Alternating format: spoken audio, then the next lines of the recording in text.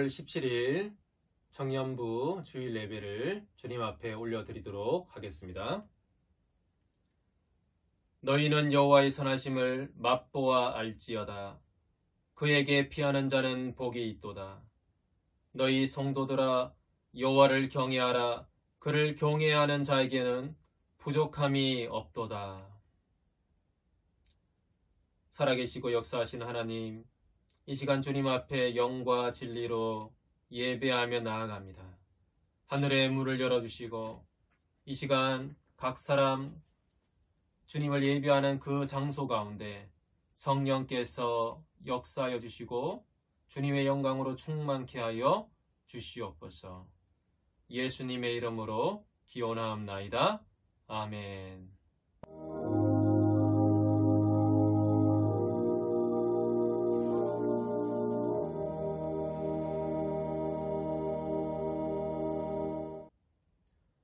밤이나 낮이나 함께 찬양하겠습니다. 나의 소망 되신 주를 바라봅니다. 다시 오실 나의 왕 예수, 주를 기다립니다. 나의 소망 되신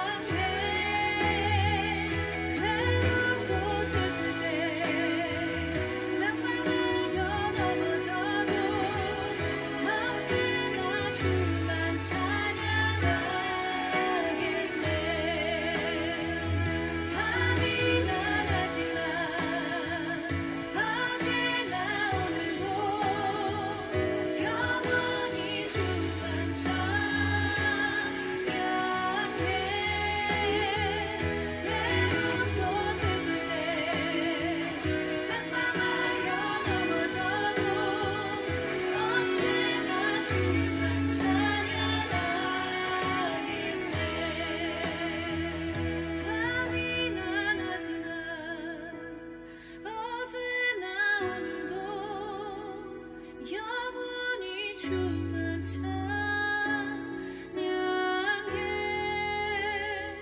괴롭고 슬플 때 낭망하여 넘어져도 언제나 주만 찬양하게 돼 언제나 주만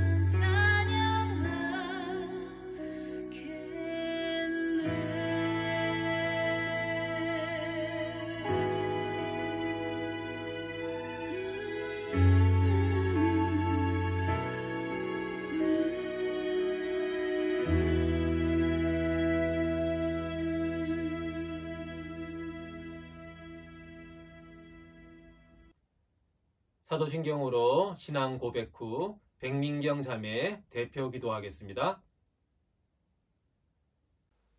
나는 전능하신 아버지 하나님, 천지의 창조주를 믿습니다. 나는 그의 유일하신 아들, 우리 주 예수 그리스도를 믿습니다. 그는 성령으로 잉태되어 동정녀 마리아에게서 나시고 본디오 빌라도에게 고난을 받아 십자가에 못 박혀 죽으시고 장사된 지 사흘 만에 죽은 자 가운데서 다시 살아나셨으며 하늘에 오르시어 전능하신 아버지 하나님 우편에 앉아 계시다가 거기로부터 살아있는 자와 죽은 자를 심판하러 오십니다. 나는 성령을 믿으며 거룩한 공교회와 성도의 교제와 죄를 용서받는 것과 몸의 부활과 영생을 믿습니다. 아멘. 기도하시겠습니다. 사랑이 많으신 하나님 아버지, 늘 우리들을 보호하여 주심에 감사드립니다. 세상이 바이러스로 인해 불안하고 무섭습니다. 하지만 우리들 주님 안에서 말씀과 기도로 나아가려고 노력하게 해주심에 감사드립니다. 주님, 이러한 상황에서 더욱 말씀을 붙들고 나아가야 하는데 온라인 예배를 드리며 우리들의 몸과 마음이 해이해지고 이 생활에 익숙해져 주님을 찾지 못하는 청년들이 생기고 있습니다. 안일한 마음을 갖는 우리들을 용서하여 주세요. 이럴 때일수록 더욱 간절히 하나님을 찾고 기도할 수 있도록 저희들을 붙들어 주시고 바른 길로 인도하여 주세요. 또한 각자의 자리에서 드리는 예배를 더욱 소중히 생각하는 마음을 품게 하게 해주세요. 오늘 말씀을 전해주시는 목사님께 지혜를 허락해 주시고 우리 청년들이 오늘 말씀을 통해 한 주를 살아가는 데 있어 방향을 잡을 수 있게 해주세요. 감사드리며 예수님의 이름으로 기도드립니다. 아멘. 오늘 하나님께서 우리에게 주시는 말씀은 마가복음 3장 20절에서 35절 말씀입니다. 네, 각자 있는 처소에서 함께 읽도록 하겠습니다. 집에 들어가시니 무리가 다시 모임으로 식사할 겨를도 없는지라. 예수의 친족들이 듣고 그를 붙들러 나오니 이는 그가 미쳤다 하밀러라. 예루살렘에서 내려온 서기관들은 그가 바알 세불이 집혔다 하며 또 귀신의 왕을 힘입어 귀신을 쫓아낸다 하니 예수께서 그들을 불러다가 비유로 말씀하시되 사탄이 어찌 사탄을 쫓아낼 수 있느냐. 또 만일 나라가 스스로 분쟁하면 그 나라가 설 수 없고 만일 집이 스스로 분쟁하면 그 집이 설 수 없고 만일 사탄이 자기를 거슬러 일어나 분쟁하면 설 수 없고 망하느니라. 사람이 먼저 강한 자를 결박하지 않고는 그 강한 자의 집에 들어가 세간을 강탈하지 못하리니 결박한 후에야 그 집을 강탈하리라.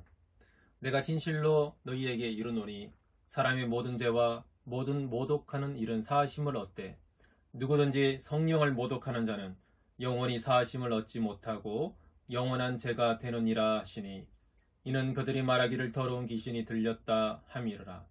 그때에 예수의 어머니와 동생들이 와서 밖에 서서 사람을 보내어 예수를 부르니 무리가 예수를 둘러앉았다가 여짜오되 보소서 당신의 어머니와 동생들과 누이들이 밖에서 찾나이다. 대답하시되 누가 내 어머니이며 동생들이냐 하시고 둘러앉은 자들을 보시며 이르시되 내 어머니와 내 동생들을 보라. 누구든지 하나님의 뜻대로 행하는 자가 내 형제요 자매요 어머니이니라. 아멘. 예수님의 가족 문제라는 제목으로 하나님 말씀을 같이 나누도록 하겠습니다. 여러분은 여러분이 알고 있는 유명 인사 중에 어떤 사람을 혹시 알고 있습니까? 저는 뭐 딱히 안다라고 표현하기는 그렇지만 저는 이제 방송인 중에 장성규 뭐라고 해야 되나요? 예, 장성규 씨를 알고 있습니다. 왜냐하면 장성규 그 친구가 시립대 학생일 때 저희 IBF 공동체에서 함께 했던 경험이 있습니다. 같이 수련회도 한번 갔었고 또 같이 이제 삶의 어려움이랑 또 가정의 어려움들을 함께 나누고 또 이야기하는 시간도 저 개인적으로 함께 가졌던 시간들도 있습니다. 그랬던 친구가 갑자기 어느 순간 이게 아나운서 오디션 프로그램에 나가게 되고 또 그것을 발판으로 방송에 진출하게 되고 이제 지금과 같은 모습이 되었습니다. 그래서 이제는 참 연락하기도 좀 뻘쭘하고 좀 그렇게 되어버렸는데 아무튼 저를 기억하고 있다라는 거를 저도 이제 건네 들었습니다. 혹시 여러분 가족 중에 유명 인사가 혹시 있습니까?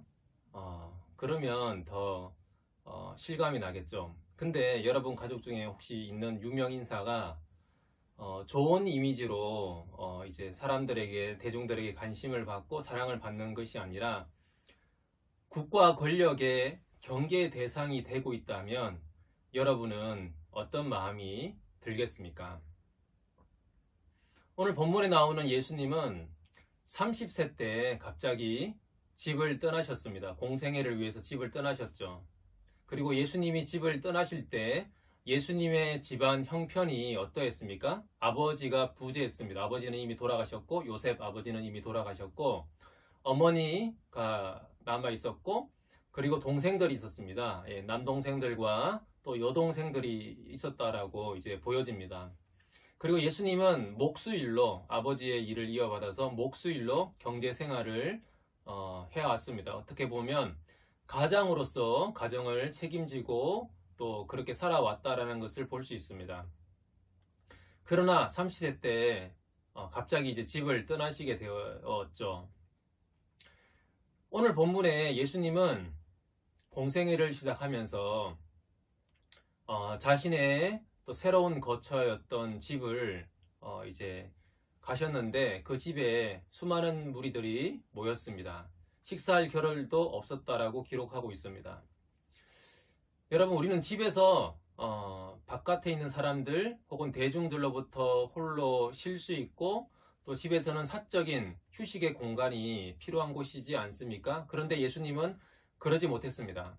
밥 먹을 시간도 없이 많은 사람들이 몰려왔고 많은 사람들의 반응에 그들의 요구에 반응하면서 사역을 하셔야 했습니다.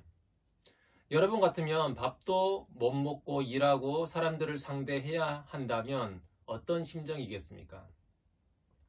그 정도로 예수님은 수많은 사람들이 찾아오는 유대인들에게 있어서 굉장히 인기가 있고 또 굉장히 유명한 또 유대 사회에 엄청난 센세이션을 일으키고 있었던 마치 유대인들에게는 슈퍼스타와 같은 그런 존재가 되어 갔습니다. 갑자기 굉장히 유명해진 거죠. 이런 예수님의 삶을 가족들이 들었습니다. 친족들이 듣게 된 거죠. 소문으로. 아니 얼마 전까지만 해도 우리랑 평범하게 같이 살았던 형이었잖아요. 오빠였고 또 아들이었는데 오늘 본문에 친족이라고 표현되어 있는데요. 이 헬라어로는 가까운 사람을 의미합니다. 그러니까 가족들을 의미한다고 보시면 됩니다. 그러니까 예수님의 어머니와 형제들이 가족들이 예수가 밥도 못 먹을 정도로 많은 사람들이 몰려오고 찾아오고 유명 인사가 되었는데 결정적으로 무엇을 들었냐 하면 오늘 본문 21절에 보니까 그가 미쳤다 하밀러라. 그러니까 미쳤다라는 소문을 들은 거예요. 여기서 미쳤다라는 말은 문자적으로는 정신이 제자리에 서 있지 못하고 나갔다라는 뜻으로 결국 비정상적인 상태, 불완전한 그런 정신 상태를 지적하는 말입니다. 가족들이 보기에 예수님이 미친 것이 아닌지 그런 의심이 되고 있다라는 의미입니다. 갑자기 예수님이 집을 떠나더니 하나님 나라가 왔다라고 선포하시면서 그러면서 뭐 귀신을 내어쫓고 제자들이 따라다니고 이러니까 가만히 한번 생각해 보십시오. 30년 동안 한 집에서 살아온 형제가 그것도 목수였잖아요. 직업이 뚜렷했어요.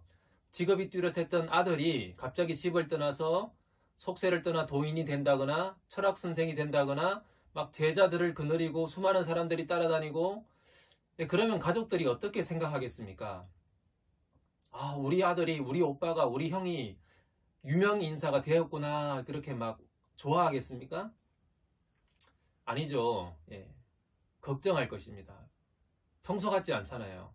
아니, 평소에 우리가 보았던 우리 가족의 그 모습이 아니잖아요. 아니, 제가 왜 저러지? 예, 걱정하고 있습니다.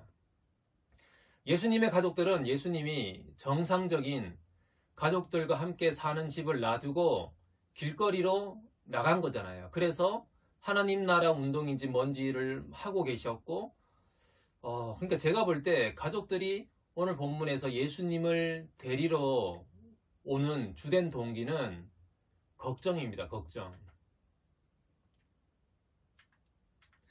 여러분이 20년 동안 모태신앙으로 이렇게 교회를 열심히 다니다가 어느 날 이렇게 20대 뭐 중반 후반 때 치료에 가서 막 성령의 뜨거운 불을 받고 돌아와서 너무나 확 달라졌다라고 생각해 보십시오. 그리고 나서 너무 이렇게 교회 일과 신앙생활에 너무 열심을 내면 그러면 부모님들이 어떻게 생각하겠습니까?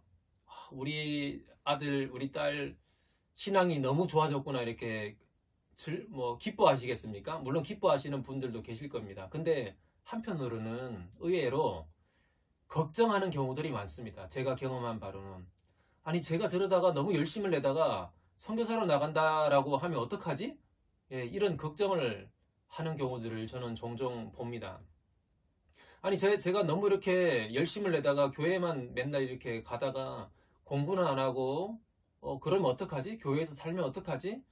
예, 부모님은 그런 걱정, 그런 심정을 가지실 때가 종종 많다라는 것을 저는 보아왔습니다. 제가 이렇게 선교단체에서 이렇게 사역도 하고 일도 하고 있는데요. 선교단체에서도 학생들이 리더를 하기 시작하면 부모님이 걱정하는 경우들이 종종 있습니다. 아니 제가 현실을 잘 모르고 어려서 뭔가 선동되어서 저런 거 하는 거 아닌가? 이제 걱정을 하는 경우들이 이제 있다는 것이죠.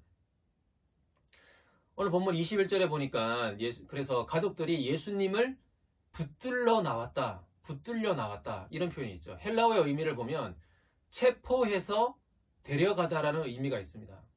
그러니까 강제적으로 예수님이 정신을 못 차리고 있으니까 그 상황에서 예수님을 강제적으로라도 가족들이 데리고 나가야겠다라고 생각하면서 예수님을 찾으러 온 것이죠.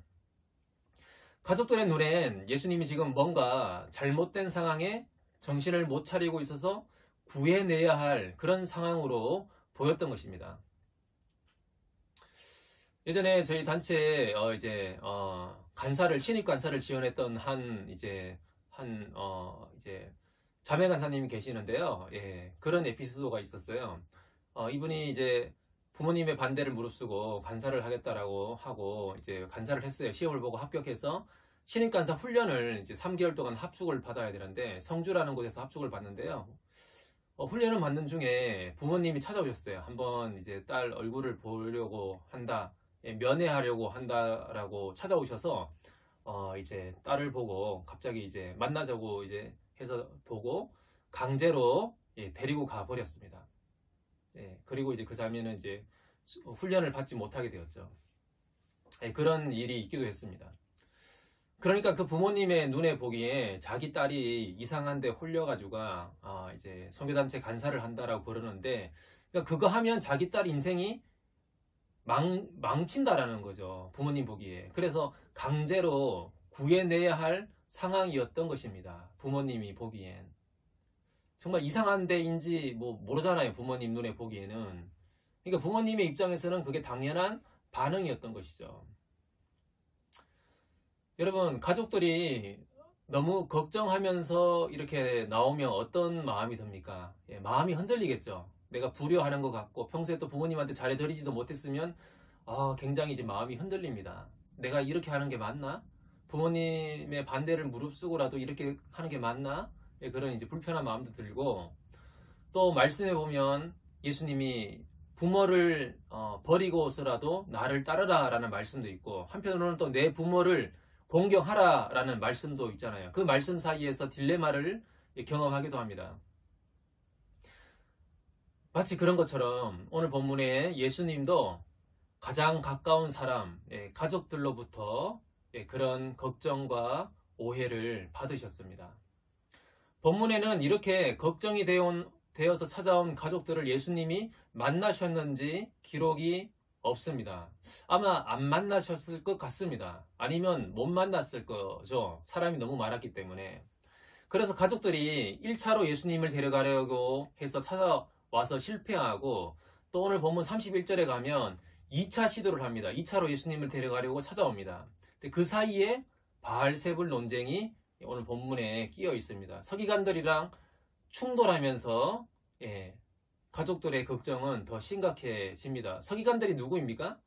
당시 유대 사회에서 가장 강력한 지지와 권력을 가진 집단 중에 하나였잖아요. 그리고 당시 사회에서 이 미쳤다라는 이 표현, 미쳤다라는 것은 귀신 들렸다라는 의미와 동일어로 사용되었습니다. 그러니까 오늘날로 말하면 메인 방송 3사에 KBS, MBC, SBS, JTBC 이런데 메인 뉴스에 저녁 8시, 9시 뉴스에 정신 이상자라고 이렇게 미쳤다라고 보도된 것과 마찬가지였습니다. 그래서 가족들이 보기에 어떻게 우리 형, 우리 오빠, 우리 아들 저러다가 잘못되는 거 아닌가? 그렇게 걱정하면서 가족들이 두 번째로 예수님을 데려가기 위해서 찾아온다라는 내용이 오늘 본문의 내용입니다. 예수님조차 가족들의 걱정과 오해의 아픔과 고통을 겪으셨습니다. 예수님을 따르고자 하는 사람들도 어떻게 보면 가장 가까운 사람들 혹은 가족들로부터 이런 걱정과 오해를 받을 것이라는 것을 오늘 말씀은 예고해 주고 있습니다. 그때 이 예수님처럼 아무 반응을 하지 않고 잘 넘어갈 수 있겠는가? 예수님이 가족들에게 그런 자세한 설명을 하지 않은 것으로 보아서 아마 설명을 한다고 해서 될 문제가 아니라고 그렇게 예수님도 생각하셨던 것 같습니다.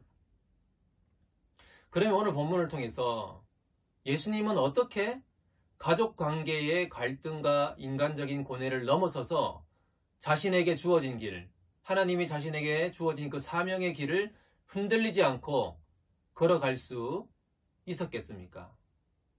예수님은 어떻게 그렇게 걸어갈 수 있었고 우리는 또 어떻게 그렇게 걸어갈 수 있겠습니까? 오늘 본문 21절에 그 단서가 나와 있습니다. 그가 미쳤다 하밀러라. 이것은 소문이었지만 사실 예수님은 제가 보기에도 미쳤던 것으로 보입니다. 예수님은 하나님 나라, 하나님의 뜻에 미치셨습니다. 제가 전에 이제 큰 교회에서 청년부를 이제 사역했던 경험이 있는데요.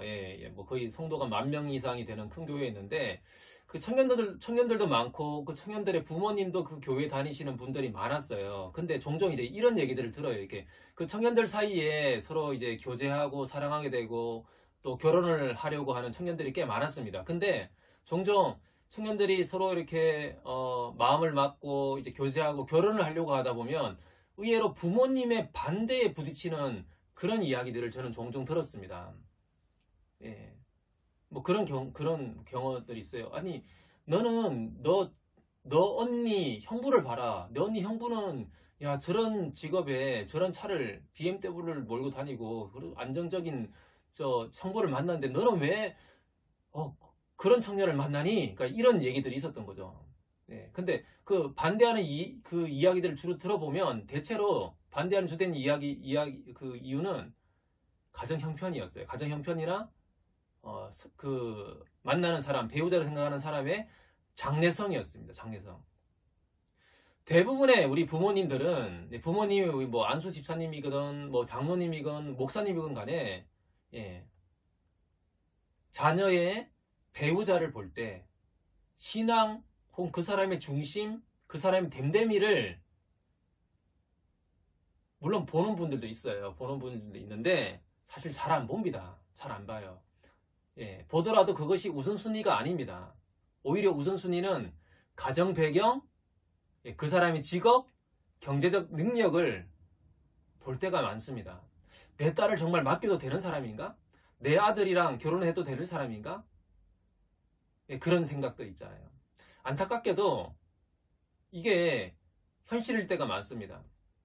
어떻게 보면 우리 부모님 세대는 사랑만 가지고 이 험난한 현실을 살 수 없다라는 것을 자각한 그런 세대일지 모릅니다. 그래서 부모님들이 중요한 것은, 부모님들이 보기에 우리 자녀들의 배우자로 중요한 것은 경제적인 능력과 책임감, 예, 사랑은 그 다음 문제라고 생각하는 경향들이 많습니다. 여러분, 마치 너무 사랑하는 사람들 있잖아요. 온 가족이 반대하더라도, 야, 너 저 인간과 결혼하면 너는 굶어 죽는다, 그렇게 협박하더라도 너무 사랑하면 그 사람과 함께 야반 도주도 가능하잖아요. 실제로 제 지인의 가족 중에 그런 사람이 있었어요. 그런 이야기를 들은 적이 있었어요. 정말 너무 사랑하면 그 사람만 보입니다. 여러분, 그런 뭐 뉴스 들어보셨죠? 영국의 왕위 계승자가 평범한 여자와 사랑에 빠져서 왕위 계승권을 포기하고 뭐 결혼했다, 이런 이제 해외 토픽 뉴스 같은 걸 보신 적 있지 않습니까? 예, 너무 사랑하면 이제 그런 일들이 벌어질 수 있는 거죠. 그런데 적당히 사랑하면 머리가 굴러가고 현실을 생각하게 됩니다. 아, 그래, 하지만 야반 도주했다가 돈도 없고 미래도 불투명하고 가족들이랑 단절되어서 그렇게 사는 것은 너무 위험한 도박이야. 저 사람이 참 좋긴 한데, 너무 좋은 사람이긴 한데, 하지만 현실적으로 그렇게 하는 것은 무리야. 여기서 접자. 현실적으로 생각하자. 이제 이렇게 되는 거죠. 이렇게 보면 사실 예수님은 정말 미친 분 같습니다. 미친 분 같아요. 사실 성육신이 미친 짓입니다. 왜 하늘 영광을 버리고 이 땅에 인간의 몸을 입고 오셔서 멸시와 천대를 받으십니까?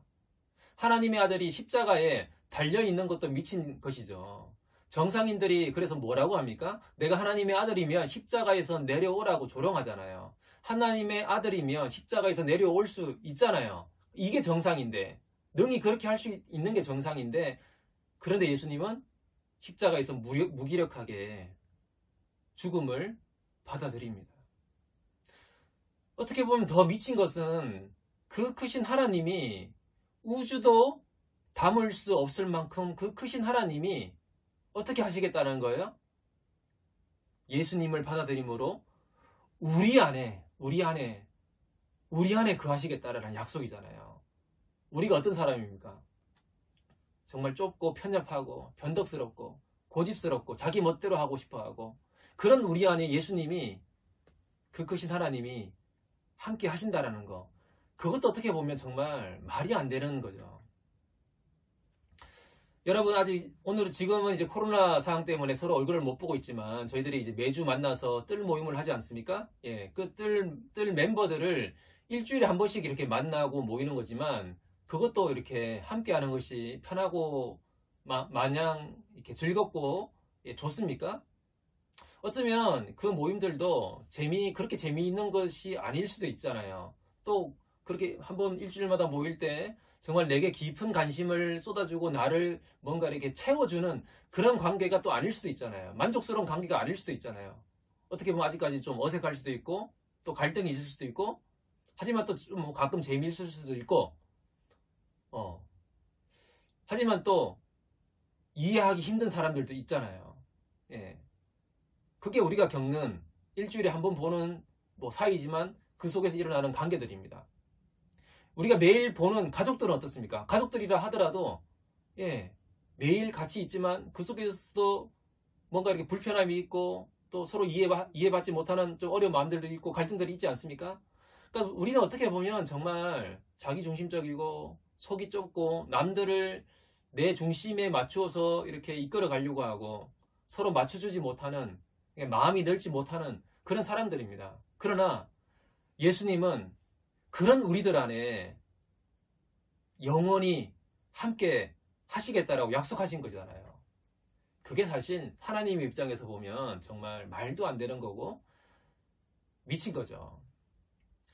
마치 99마리 양을 들에 두고 한 마리 잃어버린 양을 찾아서 나서는 것 같은, 그게 뭡니까? 사랑입니다. 사랑은 현실을 넘어서는 겁니다. 현실적인 이해를 넘어서는 겁니다. 99마리 양이 더 소중하잖아요. 그걸 지켜야 되는데 그것을 내버려 두고 한 마리 양을 위해서 달려가는 것이 목자의 마음, 사랑의 마음입니다. 이것은 논리적으로 설명되지 않는 것이죠.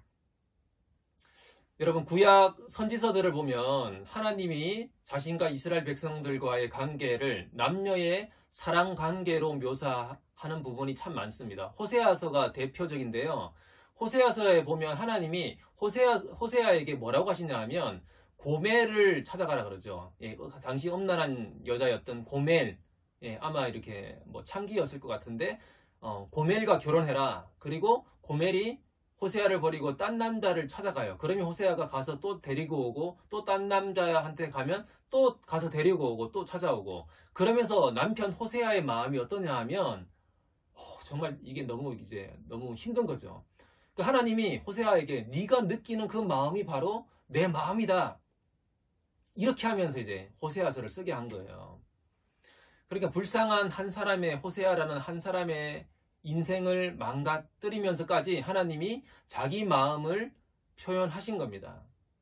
그래서 하나님이 이스라엘 백성들에게 딴 남자한테, 바알한테, 우상한테 가면 안 된다, 나를 버리고 바알 숭배하면 안 된다, 그러면 너는 죽는다, 너는 망한다, 수차례 경고를 하지만 그 경고를 무시하고 이스라엘 백성들은 결국 하나님을 버리고 바알 숭배로 가잖아요. 그러면 하나님이 참다 못해서 결국은 심판을 하시는데, 어떻게 심판하냐 하면 너희들은 적국에게 망하게 될 것이고, 남자들은 처참하게 죽게 될 것이고, 여자들은 적국에게 끌려가서 비참한 삶을 살아가게 될 것이고, 너무 배가 고파서 너희들은 너희 자식들을 잡아먹는 그런 비참한 상황에 처하게 될 것이라고 하나님이 그렇게 경고를 하는데, 실제로 이게 현실이 됩니다. 이스라엘 역사 가운데 현실이 돼요.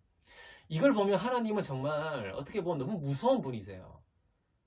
처절하게, 정말 너희들은 딴 남자한테 간 이스라엘을 완전히 처절하게 하나님은 짓밟으시는 그런 징계를 하시는 분이십니다.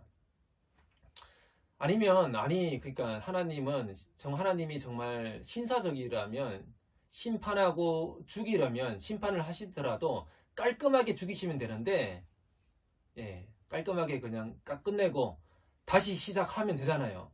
아브라함 때부터, 물론 지금까지 이렇게 호세아 당시 시대까지 1000년 이상의 시간이 와서 이렇게 완성을 하려고 했지만 실패했는데, 물론 그 1000년이라는 시간이 아깝긴 하지만 하나님의 입장에서 보면 사실 이 1000년이라는 시간이 긴 시간이 아니거든요. 하나님은 시간이 많으신 분이니까. 그럼 다시 다른 사람을 선택해서 다시 이렇게 시작할 수도 있는데, 그런데 이 선지서에 나오는 하나님은 자기 자신도 주체할 수 없는 격정에 사로잡혀서 딴 남자한테 가는 이스라엘을 어쩔 줄 몰라 하면서 막 그런 분으로, 그러다가 굉장히 지저분한 심판을 하시는 분으로 하나님은 묘사가 됩니다.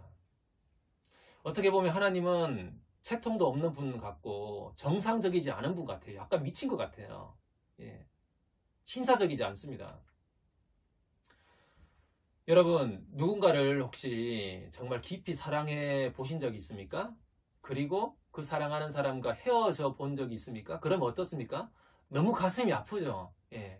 가슴이 아프고 막 일주일씩 방에 홀로 처박혀서 이렇게 식음을 전폐하면서 막 나오지도 않고 정신이 나간 것처럼 막 이렇게 정말 미친 것처럼 멍하게 그렇게 이제 막 지내잖아요. 시련의 아픔이 이제 되게 큰 거죠. 그런데 그런 커플도 있어요. 반면에 우리는 너무 사랑했기 때문에 헤어지는 거야.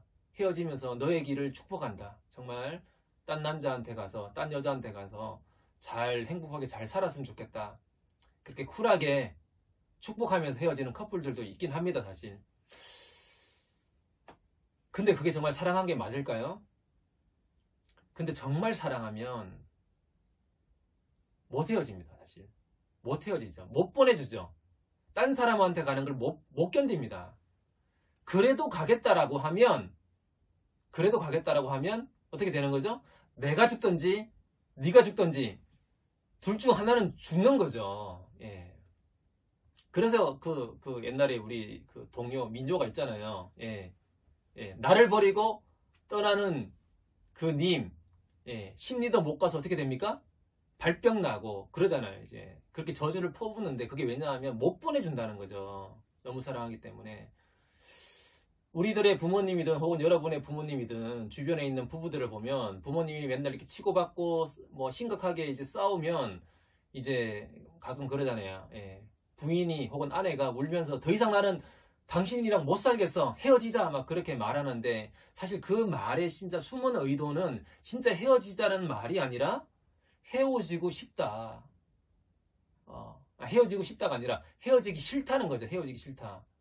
나는 정말 헤어지고 싶지 않고 같이 살고 싶다라는 표현인데, 그런데 현재 너무 고통스럽다. 너무 힘들다. 제발 같이 계속 헤어지지 않고 같이 살아갈 수 있도록 제발 정말 도와달라. 정신 차려달라. 그런 표현인 것입니다. 하나님은 이스라엘 백성들을 정말 사랑하신 것입니다. 그게 구약의 선지서들에 잘 나타나 있습니다. 그래서 자기를 떠나는 것을 참을 수가 없었던 거예요. 그러다가 처절하게 이스라엘을 망가뜨리고 심판하고 바벨론 포로로 이렇게 보냈다가 다시 돌아올 때 두 팔 벌려 환영해 주시는, 안아주시는 분이셨던 것이죠. 하나님은 그 구약의 선지서의 그 내용들, 구약의 메시지, 신약의 메시지도 마찬가지지만, 예, 한 문장으로 요약한다면 하나님은 우리에 대한 사랑으로 미치신 분이라는 거예요. 그리고 예수님은 그것을 우리에게 보여주러 오셨던 분입니다. 그래서 예수님은 당시 기준으로 볼 때, 사람들의 눈에 볼 때 미쳐 보였던 것이죠. 누가 이런 예수님을 따라갈 수 있겠습니까? 여러분, 미친 사람을 따라가려면 정상인이 아니라 사실 동일하게 미쳐야 가능합니다. 그러나 오늘 우리가 살아가는 이 세상이 요구하는 정상적이라고 생각하는 그런 기준들이 있지 않습니까? 그런 기준들에 예수님을 끼워 맞추려고 하면 우리는 예수님을 따라갈 수가 없습니다. 오늘날 세상들이 우리에게 그 메시지를 주고 있는 그런 정상적인 기준들이 대체로 무엇이 있습니까? 예. 자기 사랑이죠, 자기 사랑. 자기를 사랑해야 된다. 그리고 자기 만족이잖아요. 내가 만족을 누려야 된다. 반면에 나를 희생하는 거, 나를 내어주는 것은 그거는 미친 것으로 봐요. 나의 이득을 위해서 살고 나의 만족을 위해서 살고 또 자기를 사랑하면서 사는 거, 그게 세상적인 기준에서 보면 정상이고 올바른 것입니다. 반대로 아무도 알아주지 않는 그런 길을 가는 거, 자기를 내려놓는 거, 자기를 포기하는 거, 자기 희생하는 거, 그런 것은 정상적이지 않는 미친 것으로 세상은 판단하게 됩니다. 세상은 자기 목숨에 애착을 가지고 자기를 위해서 사는 삶을 정상으로 보지만 자기 목숨을 버리는 것을 미친 것으로 봅니다.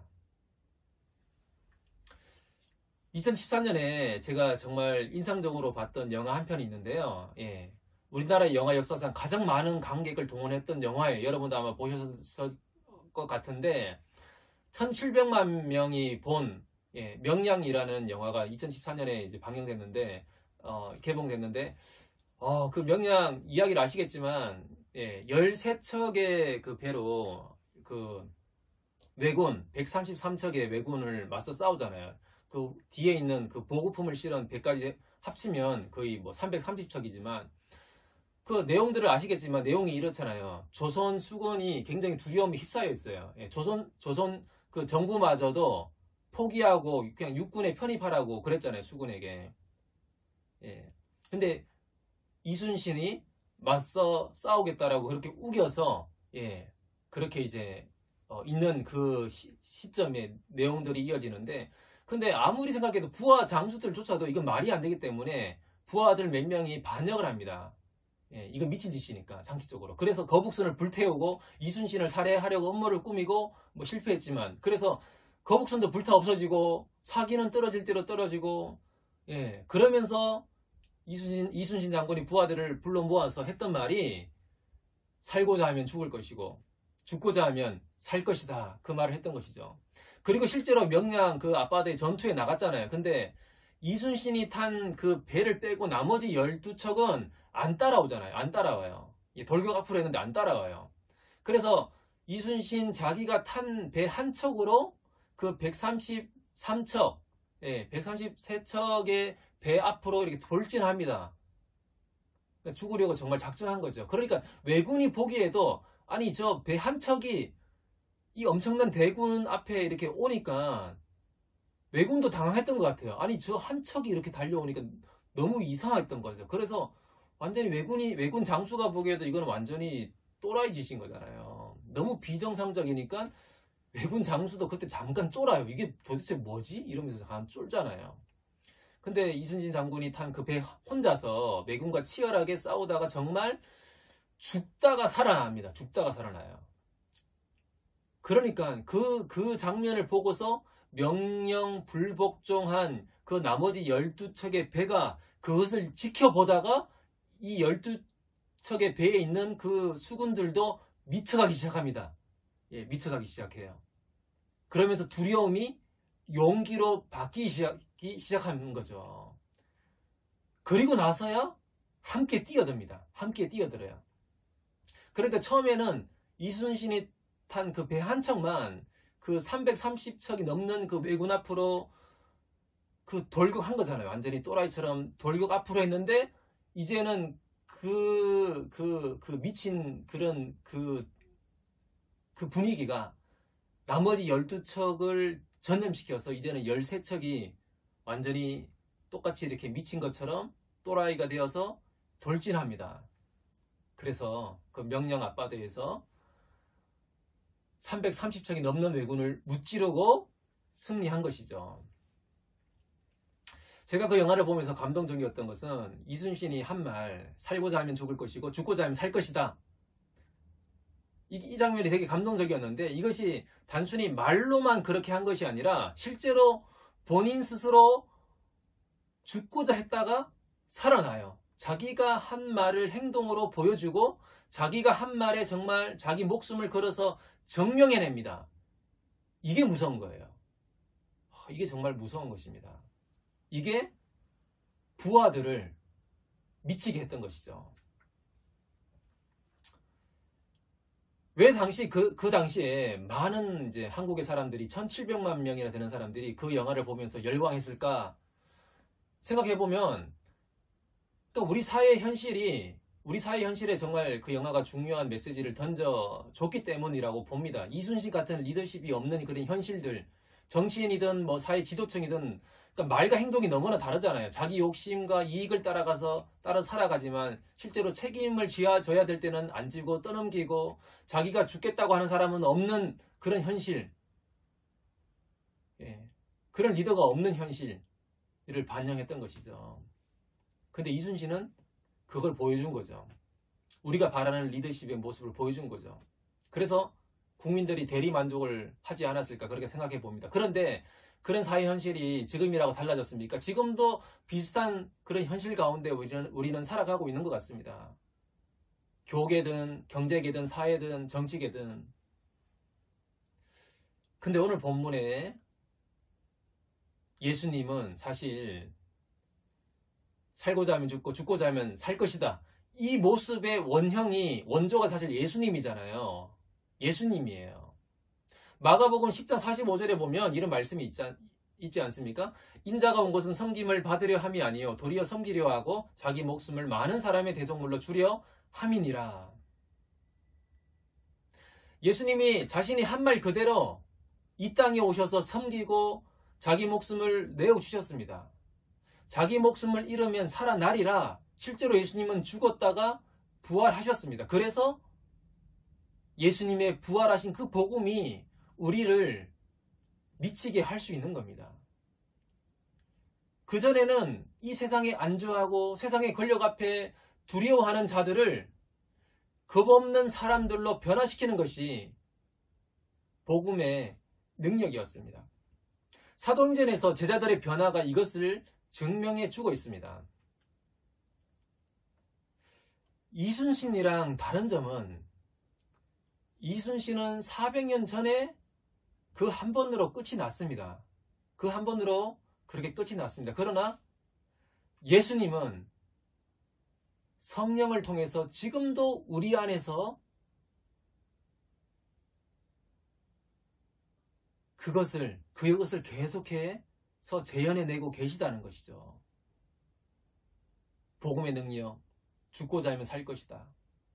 복음의 그 능력을 지금도 우리 안에서 그것을 재현해내고 계시는 것입니다. 여러분, 미친 사람들의 특징이 무엇인지 아십니까? 먹고 사는 것이나 사람들의 평판에, 사람들의 시각에 연연해하지 않습니다. 우리는 어떻게 보면 너무나 먹고 사는 문제 중요하긴 하죠. 너무나 중요하긴 합니다. 어쨌든 우리는 생존해야 되니까 중요하긴 한데, 먹고 사는 문제, 우리의 미래, 안정된 삶, 사람들의 어떤 시각, 평판, 이거에 너무나 이렇게 연연해하고 매여 있지는 혹시 않습니까? 복음을 믿는 우리 청년들이, 정말 예수님을 따르는 우리 청년들이 먼저 하나님에게 미쳐보십시오. 하나님에게 미치십시오. 복음에 미치고 말씀과 기도에 한번 미쳐보십시오. 그리고 사랑에 미쳐보십시오. 그리고 나서 학생들이라면 공부에 미쳐보십시오. 학점 때문이 아니라 정말 순수하게 공부에 한번 미쳐보십시오. 오늘날 많은 청년들이 무엇에 미쳐서 살아가고 있습니까?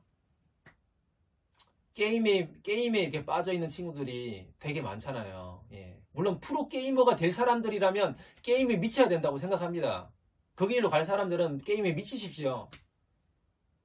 근데 그게 아니라면 과도하게 그렇게 몰입하지 않았으면 좋겠습니다.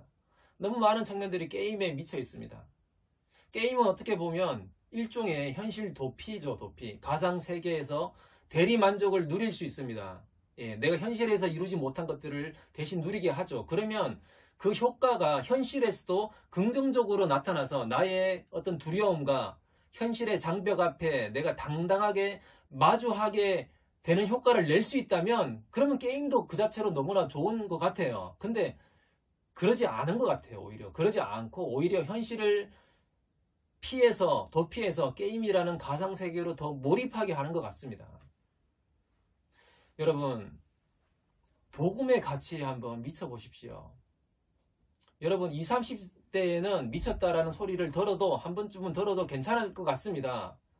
세상 앞에 쩔쩔매지 말고 자신의 모든 것을 좀 쏟아 부을 수 있는 것에 자신을 한번 던져보십시오. 그런 경험들을 해보시면 좋겠어요. 여러분, 상식적인 사람들은 세상에 자신을 맞춥니다. 그러나 미친 사람들은 집요하게 세상을 자신에게 맞추려고 합니다. 우리의 고민을 어떻게 보면 좀 바꾸어 보십시오. 내가 어떻게 세상에 잘 적응하고 세상에서 안전하게 기반을 닦을까? 이것을 위해서 하나님 저를 좀 도와주십시오. 그러니까 이 정도에 우리가 머물지 않았으면 해요. 복음은 이것 이상입니다. 복음은 여러분을 통해서 세상을 미치게 만드는 능력입니다. 여러분, 사도행전 24장 5절에 보면 이런 말씀이 있는데요. 우리가 보니 이 사람은 전염병 같은 자라 천하에 흩어진 유대인을 다 소요하게 하는 자요 나사렛 이단의 우두머리라. 그러니까 당시 사도 바울 일행 예수님의 사도들은 세상을 소동하게 하는, 세상을 뒤흔드는 그런 전염병과 같은 사람들이었다라고 그렇게 평가하고 있습니다. 여러분, 코로나19가 지금 온 세상을 뒤흔들고 있는 것을 우리는 경험하고 있습니다. 그리고 한 사람의 확진자가 얼마나 큰 파장을 가져오는지를 우리는 목도하고 있습니다. 코로나 바이러스는 세상을 죽이는 영향력이지만 복음의 바이러스는 세상을 살리는 영향력입니다. 여러분, 한 사람 한 사람은 결코 작지 않습니다. 여러분 스스로가 되게 작아 보이잖아요. 내가 뭘 한다고, 그냥 내가 할 수 있는 거 그냥 하면서 적당하게 그냥 뭐 소소하게 그냥 뭐 누리고 살면 그만이지, 크게 어려움 안 당하고, 뭐 그렇게 생각 많이 하잖아요. 근데 여러분은 결코 작지 않습니다. 여러분 한 사람 한 사람이 정말 예수의 복음으로, 예수의 바이러스로 가득 차게 될 때 이 세상에 엄청난 선물을 줄 수 있다는 것을 여러분 꼭 기억하시길 바랍니다. 하나님이 그런 여러분에게 기대를 걸고 있습니다.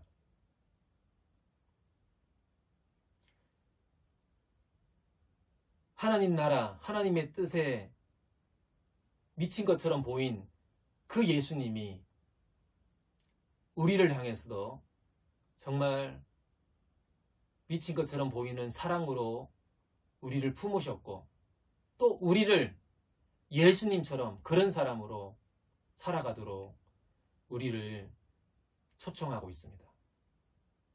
이 초청에 살아가는 동안 반드시 한 번은 이 초청에 우리가 우리의 존재로 응답하는 우리 모두가 되었으면 좋겠습니다. 같이 한번 기도하겠습니다. 하나님 아버지,